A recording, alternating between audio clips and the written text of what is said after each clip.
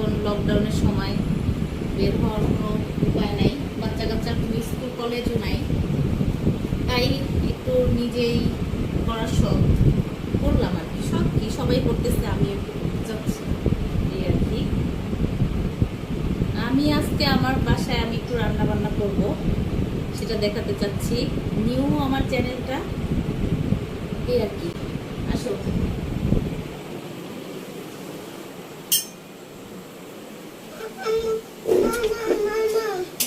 শাক শাক কলমি শাক এটা রান্না করছি। এটা হচ্ছে দুপুরের আইটেম। দেখছো, আজকে মেনুতে থাকছে আমার শাক, রান্না করব মুরগি। দেখো, রান্না করব মুরগি আর রান্না এখন শাকটা বসাইছি আমি লাঞ্চের জন্য। রান্না হচ্ছে তো একটু মুরগি রান্না করব, ডাল রান্না করে ফেলছি অলরেডি। আচ্ছা, আমি একটু বসাবো।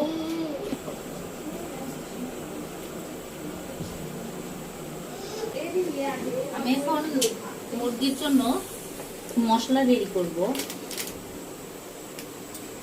মশলাটা রেডি করব হচ্ছে আদা দিয়েছি, রসুন দিয়েছি, দিব একটু ধনে, 1 চামচ দিয়ে দিলাম, বেশি দিব না। মুরগি হচ্ছে এটা পাকিস্তানি মুরগি তো, 2টা দিয়ে দিব। জিরা, জিরা বাটাই বেশি পছন্দ করি, শেষ হয়ে গেছে, আবার রেডি করতে হবে। 4 চামচে গুঁড়া তো 2.5 চামচের মতন দিলাম।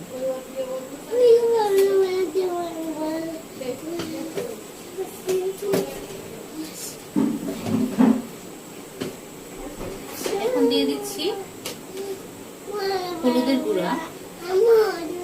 হলুদটা একটু বুঝে শুনে দিতে হবে, একটা হলো আমার হলুদটা একটু কালারফুল, একটু বেশি অল্প দিলেই হয়ে যায়। দিয়ে দিচ্ছি আমি মরিচ।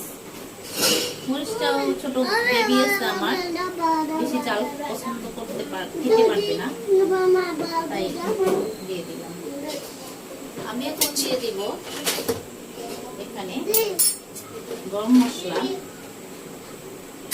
গরম মশলা দিয়ে দিব,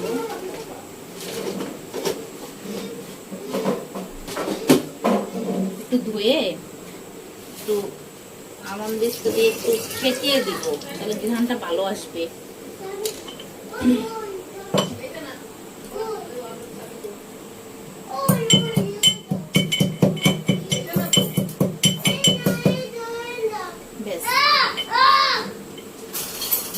দিয়ে দিচ্ছি। ছোট বাচ্চা তাদের আসতে তো জানেনি, শোরগোল হবে, এটাই জীবন। হ্যাঁ, আর একটু দিব গরম মশলার গুঁড়ো। গরম মশলার গুঁড়োটা আমি এখন দিব না, এটা দিব মুরগিটা প্রায় রান্না হয়ে আসবে তখন। এখন আমি সব মশলা দিই অল্প পানিতে, পানিতে মিক্স করে নিব। মিক্স করে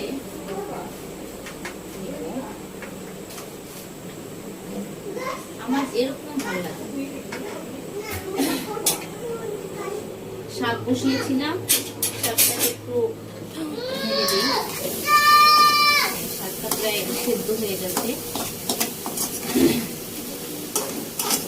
শাকটা তেলে দিব।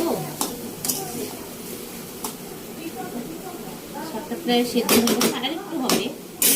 আর শাক বেশি রান্না না করাও ভালো, আবার পুরোটা সেদ্ধ না হওয়া পর্যন্ত অতিরিক্ত আর কি করবেন না শাক কখনই।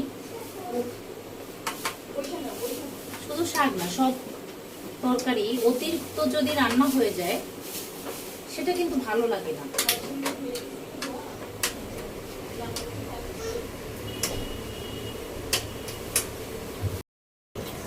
মুরগি পরিষ্কার করাই আগে করে রেখেছিলাম, এখন অল্প একটু ধুয়ে নিব যাতে গায়ে লাগা যে রক্তটা আছে সেটা না থাকে।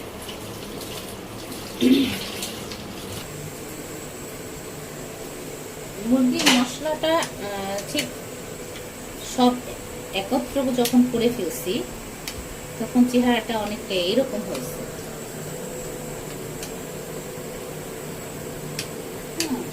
চেহারাটা এরকম হয়েছে। যাই হোক, যদি রেসিপি দরকার হয় আমি দিয়ে দিব, ইনবক্স করলে। আমি প্রতিটা রান্নায় সরিষার তেল ইউজ করি, কিছু কিছু রান্নার ক্ষেত্রে করি না। যেরকম পোলাও যখন আমি রান্না করি, পোলাওটা আমি সরিষার তেল দেই না, আবার খিচুড়ি তো অবশ্যই দেই। তা আমি এখন মুরগিটা বসিয়ে দেব। এটা হচ্ছে সরিষার তেল, 2টা মুরগি, পুরো 1 কাপ লাগবে না, অল্প একটু কমিয়ে দিলাম।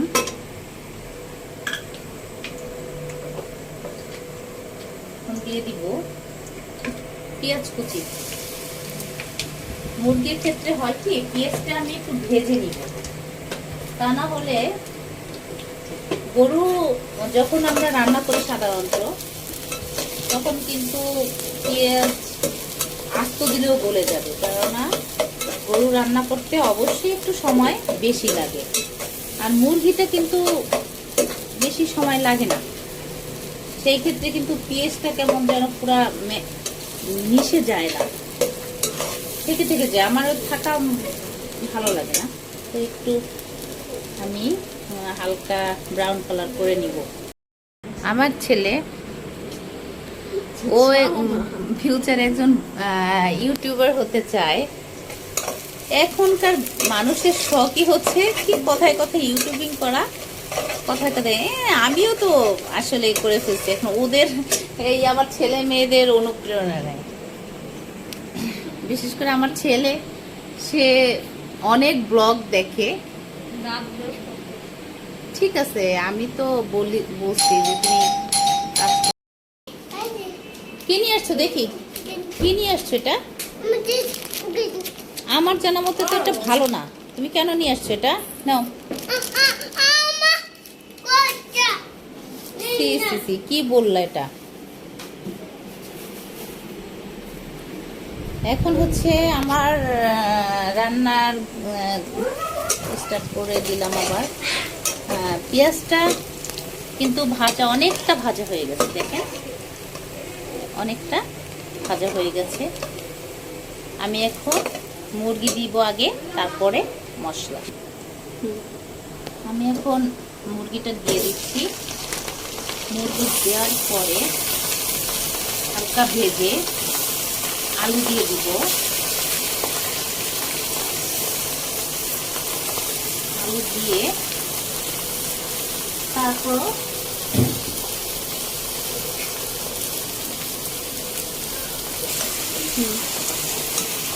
মুরগি দিয়ে দিলাম। একটু পেঁয়াজের তেলটা ভাজবো হালকা করে।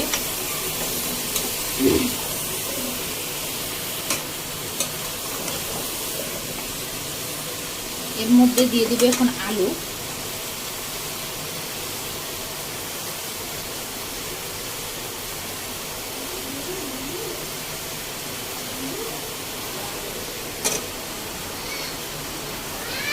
আলু প্লাস কাঁঠালের বিচি, অল্প কয়েকটা বিচি ছিল তো দিয়ে দিলাম।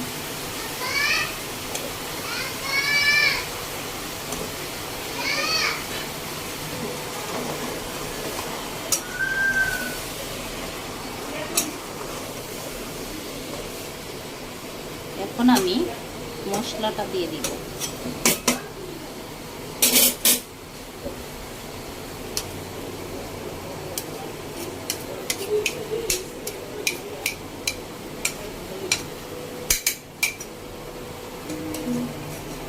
ক্যামেরা আছে আমার রাজকন্যা তাসনিম হাসান, আমি চাঁদনি বলে ডাকি, আমাদের বাসায় সবাই ওকে চাঁদনি বলে ডাকে। সে ক্যামেরার সামনে আসতে চাচ্ছে না, শরম পাচ্ছে।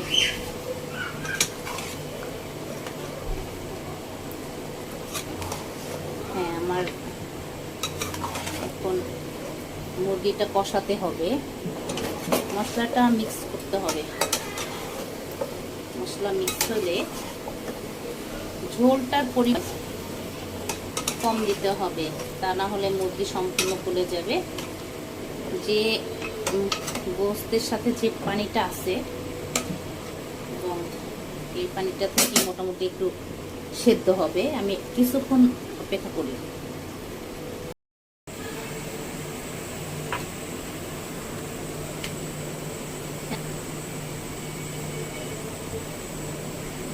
এখন চলে আসলাম শাক, সেই আমার কলমি শাক ফাইনালি বাগার দিব। এটা আমি সরিষার তেল দিয়ে দিচ্ছি। ভাই আমার তেলের এখনো যেটা তেল ইউজ করতাম এটা ভেঙে গেছে, আর কেনা হয়নি। আবার একটা কিনবো আপনাদের দোয়ায়।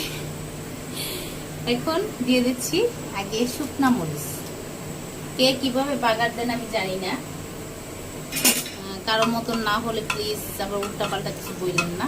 আমি আমার মতন দিচ্ছি, দেখেন আপনাদের ভালো লাগতেও পারে, আমার কাছে ভালোই লাগে। সবার টেস্ট কিন্তু একরকম না। মরিচটা আগে একটু ভেজে নিব। আমি মুরগির মশলা আমি সুন্দর করে মিক্স করে দিয়েছিলাম।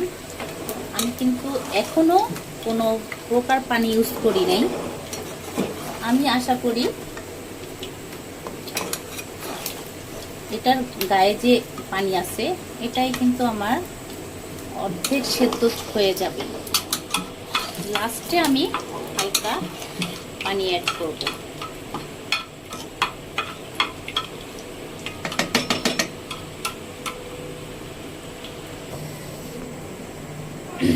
আমার মরিচ কিন্তু ভাজা হয়ে গেছে, ছিটে আসছে। সাবধান, আসলে রান্না যতই সাবধানে করি ঠেকা তো খেতে হবে। আগুনের কাছে আসলে আপনাকে ঠেকা খেতেই হবে।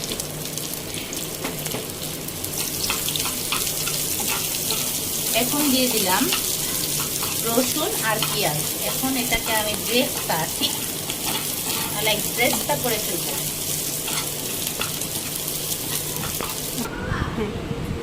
কালকে আমি একটু গোলাপ গ্রামে গিয়েছিলাম, যে কোনো একটু কারণে, কোনো আমার প্রাইভেট একটা কারণে একটা অভিজ্ঞতা হয়েছে। গোলাপ গ্রামে গিয়েছিলাম কারণ একটাই, চলেন আমরা একটু আসলে পার্সোনাল কাজে গিয়েছিলাম, যদিও সেটা বলা যাবে না।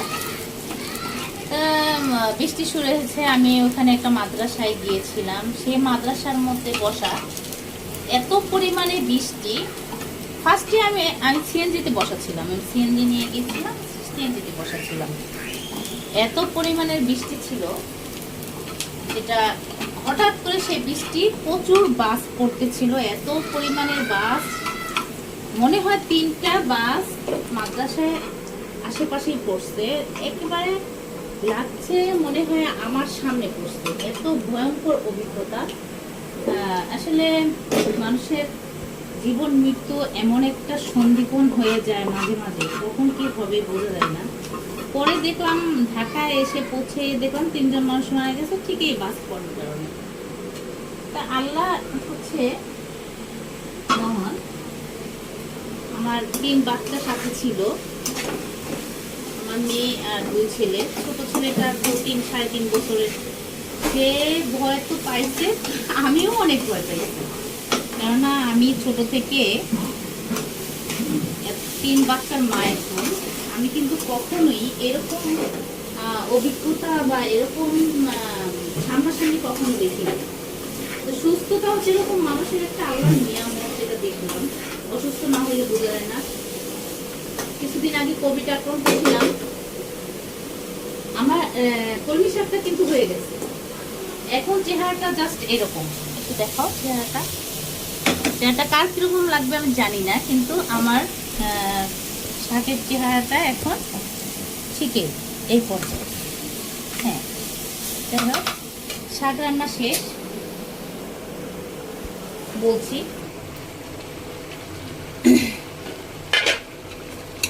আমি যেটা বলছিলাম, কিছুদিন আগে রমজানে ফার্স্ট 2 রমজানে রমজান শুরু হওয়ার 2 দিন আগে আমি কোভিডে আক্রান্ত হয়েছিলাম।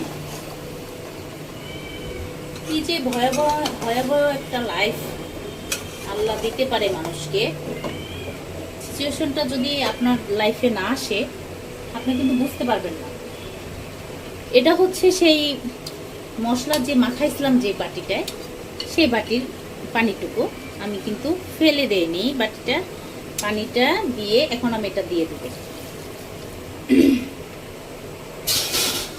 এখন আমি আরেক বাটি পানি দিয়ে এটাকে ফাইনালি রান্না করব। যা বলছিলাম, ওটা থেকে ওঠার পর আমি আবারও অসুস্থ। আসলে কোভিড থেকে ওঠার পর নাকি মানুষ অনেকদিন অসুস্থ থাকে, এটা কিন্তু আমি জানতাম না। পানিটা দিয়ে দিলাম। এখন আমি আবার ঢেকে দিব। মুরগিটা হওয়ার অপেক্ষা আছে। এটা বলছিলাম, মানুষের কিন্তু শারীরিক সুস্থতা আল্লাহর বিশাল এক নিয়ামত। আমি কিন্তু কথা বলতে বলতে নতুন ব্লগার তো অনেক কিছু ভুলে যাচ্ছি ভিউয়ার্স। আমি কিন্তু তরকারিতে লবণই দেইনি, যার কারণে তরকারি এরকম করে ফুটছে, বড় বড় ফুটছে, দেখছেন?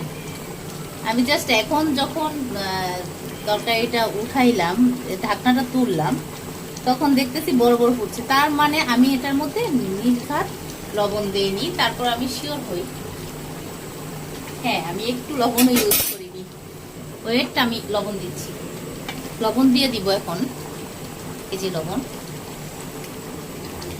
আসলে লবণের পরিমাণটা কিন্তু বলা মুশকিল। লবণের পরিমাণটা বলা মুশকিল। লবণ কিন্তু আপনাকে অবশ্যই আপনার পছন্দ বা স্বাদ অনুযায়ী আন্দাজে দিতে হবে। অবশ্যই আমাদের লবণ কম বেশি হয় অনেকে, কিন্তু এরকম মতে আমার হয় না। এখন দেখেন, এখন আপনারাই দেখেন ফোটার কিন্তু বুদবুদটা কিন্তু ছোট হয়ে আসছে। এটা যখন পরিপূর্ণ মিলবে তখন বুদবুদটা আরো ছোট হয়ে যাবে।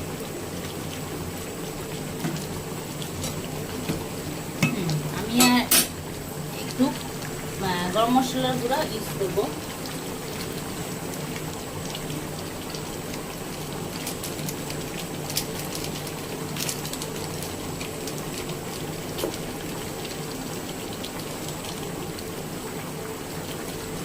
গরম মশলা ইউজ করেছি, এটাকে একটু নেড়ে দিব।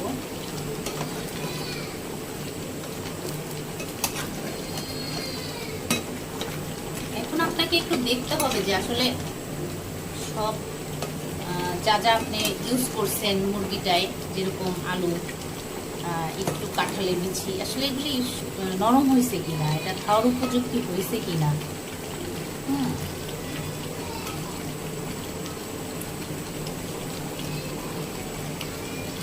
আলু সেদ্ধ হয়ে গেছে, কাঁঠালের বিচিও আশা করি সেদ্ধ হয়ে গেছে। না, আর একটু হালকা শক্ত আছে, সেদ্ধ হয়ে যাবে। এই জলটুকু টানতে টানতে দেখা যাবে সেদ্ধ হয়ে গেছে। আমি এটা একেবারে মাখা মাখা করবো, আর ঝোল ভালো লাগে না। আসলে ওইটাই বলছিলাম যে কোভিড আক্রান্ত যেন আমার শত্রু না হয়, কোভিড কারো যেন না হয়। কোভিড আসলেই আল্লাহ অনেক একটা বড় শাস্তি স্বরূপ পাঠাইছে, এটা যার হজ সে বুঝতে পারবে। কোভিড আক্রান্ত মানুষ দুর্বল হয়ে, দুর্বলতার কারণে তারা হচ্ছে অনেক সমস্যার সম্মুখীন হয়। যেরকম কথা বলতে ইচ্ছা করে না, ভালো লাগে না, অস্থির বোধ, এই সবগুলি কাজ করে মানুষের মধ্যে। তো আমি আমার কাছে দোয়া করবো যেন কারো কোভিডটা আসলে ইউজুয়ালি না হয়। আর সবাইকে সেফ থাকার চেষ্টা করবেন যতটুকু আর কি। আল্লাহ যেন সবাইকে সুস্থ রাখে, সবসময় আল্লাহকেই বলবেন যে আল্লাহ যেন সুস্থ রাখে। আর যেটা নিয়মকানুন যতটুকু আছে আমরা মেনে চলার চেষ্টা করব। বাচ্চাদের স্কুল এখনও খুলে নাই, জানি না কখন খুলবে, কবে খুলবে, কবে আবার সেই বাচ্চাকে নিয়ে সকাল থেকে সন্ধ্যা পর্যন্ত স্কুলে থাকবো। আসলে এই লকডাউনে থেকে থেকে মানুষ অনেক কিছু শিখে গেছে, অনেকে অনেক রকমের কাজ করতে চাচ্ছে। আসলে আসলে সবাই সবকিছু পাচ্ছে না, যেমন আমি পাচ্ছি না, এখন বোর হয়ে হয়ে, অসুস্থতা হয়ে হয়ে, যে আজকে চিন্তা করে যে মানুষের সাথে একটু কথা বলি, দেখি মানুষ কে কী বলে। সবার মন্তব্য তো সঠিক হয় না, ভালো হয় না, আবার সবাই খারাপ না, আমরা সবাই ভালো না, এরকম সমাজে চলতেই থাকবে। তো যার যার জায়গা থেকে যে যেরকম পারে নিজেকে খুশি রাখা, নিজেকে ভালো রাখার চেষ্টা করা উচিত। আচ্ছা, তাহলে আজকে একটু অল্প একটু আমার ছেলেদের জন্য পোলাও রান্না করব। একটু বৃষ্টিও পড়ছে, ঠান্ডা ঠান্ডাও আছে, গরমে আসলে পোলাও খাওয়া যায় না, তারপরে অনেকেই খাই আমরা। তো আমি ফ্রাইড রাইস খাইয়েছি ঠান্ডার মধ্যে। এখন একটু পেঁয়াজ ব্রেস্তা করি।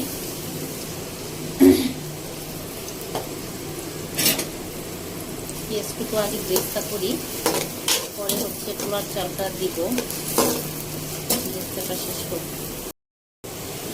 ব্রেস্তাটা হয়ে গেছে, ব্রেস্তাটা ডান। আমি এখন ব্রেস্তাটা নামিয়ে নিব। আমি এখন পোলাও রান্না করব। আমি আগেই বলেছিলাম যে আমি সাদা তেলে পোলাও রান্না করি।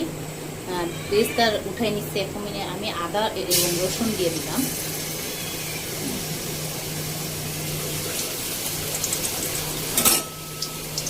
আমি এখন আদা রসুনটাকে একটু ভেজে নিব। কাঁচা গন্ধটা যখন চলে যাবে তখন আমি এর মধ্যে পানি দিয়ে দেবো। আমি ভেজে পোলাও রান্না করি না, আমি পোলাও সবসময়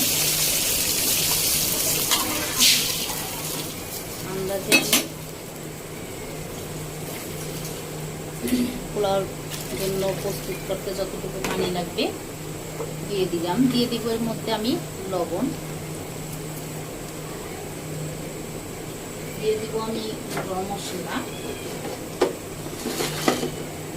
গরম মশলা বলতে যেটা বোঝায় সেটা লং, এলাচ আর হচ্ছে। এখন এই ঝোলটা ফোটার অপেক্ষা করব। ফুটলেই আমি এখানে চাল আমার ধোয়া আছে, চালটা দিয়ে দিব। এখানে প্রায় 3 পোয়া প্লাস, 1 কেজি হবে না, 3 পোয়া চালের জন্য আমি পানি দিয়ে দিয়েছি। 3 পোয়া পোলাও রান্না করব। এখন আসি একটু কথায়, যে অনেকে বলতে পারলেন কি মুরগি রান্না করলো, দেখতে কেমন সাদা, এটা কিভাবে খাবে। আমি আগেই বলছি যে আমার ছোট বাচ্চা আছে, তার জন্য আমি মুরগি রান্না করব।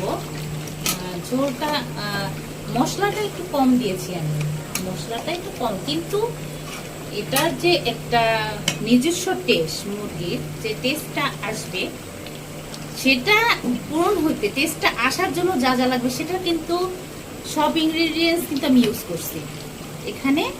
জাস্ট লাইট বলতে লাইট হয়েছে, ঢিপ হতো একটু মরিচের গুঁড়া বেশি, ঢিপ হতো একটু হলুদের গুঁড়া, যেটা আর কি কালারটা সুন্দর নিয়ে আসতো, একটু আপনার তেলটা একটু বেশি, যেটা আমি একটু কম করে দিচ্ছি। যার জন্যই আসলেই আমরা এটা থেকে এটাই বুঝতে পারলাম যে অনেক সময় আমরা রান্না অনেক অনেক ভাবে করি। আমি ওই মুরগি রান্না যেটা সবাই আমরা লাইক করি, গ্রেভি, কালারফুল, ওই রান্নাও আমার থাকবে, ইনশাল্লাহ নিয়ে আসবো। একটু পেঁয়াজ বেরেস্তা দিয়ে দিচ্ছি, কাঁচামরিচ ইউজ করবো না, যদি গলে যায় সেটা বাচ্চার মুখে লাগতে পারে। যেটা দিয়েছি এটাই আমার বাচ্চার জন্য পারফেক্ট হয়ে গেছে।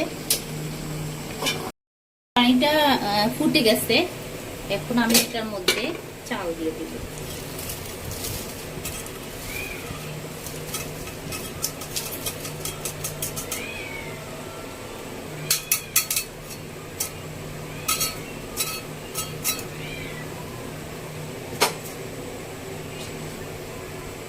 চাল দিয়ে দিলাম, এখন আমি নেড়ে দিব।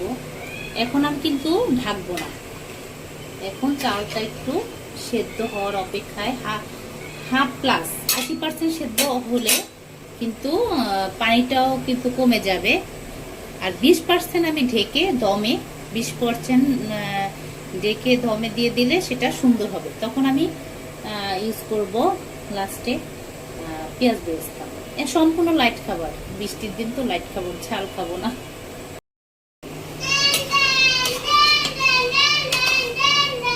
যেটা বলছিলাম এর আগে, 100-র মধ্যে 80% সেদ্ধ হতে হবে। দেখেন প্রায় 80%ই হয়ে গেছে। আমি এটাকে এখন দমে রেখে দেব 10 থেকে 15 মিনিট। দমে রেখে দিলে হবে কি, এটার বাকি যে 20% হয়ে সেটার একটা যে ঝুরঝুরে একটা ভাব আছে সেটা চলে আসবে। আমি বেরেস্তাটা দিয়ে দিলাম, দিয়ে এখন এটা ঢেকে দিব। ঢেকে দেওয়ার আগে চারপাশে যে রাইসগুলি আছে একসাথে করে দিই।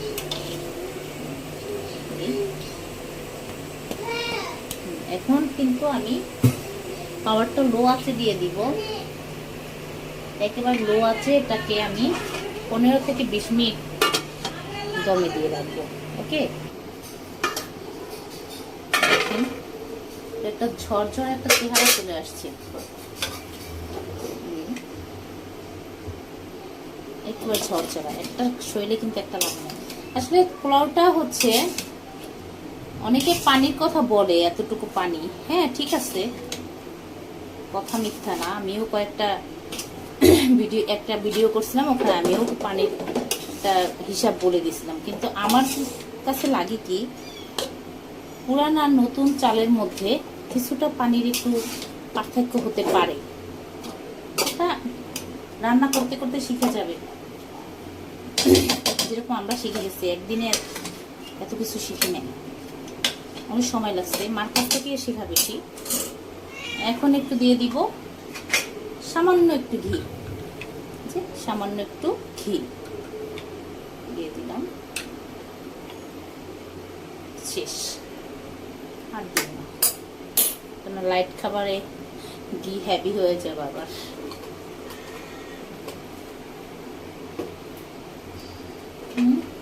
ডান। আচ্ছা, আজকের মতন বিদায়। ভালো থাকবেন সবাই, সুস্থ থাকবেন, এই শুভকামনা রইল। আমাদের জন্য দোয়া করবেন। আল্লাহ হাফেজ।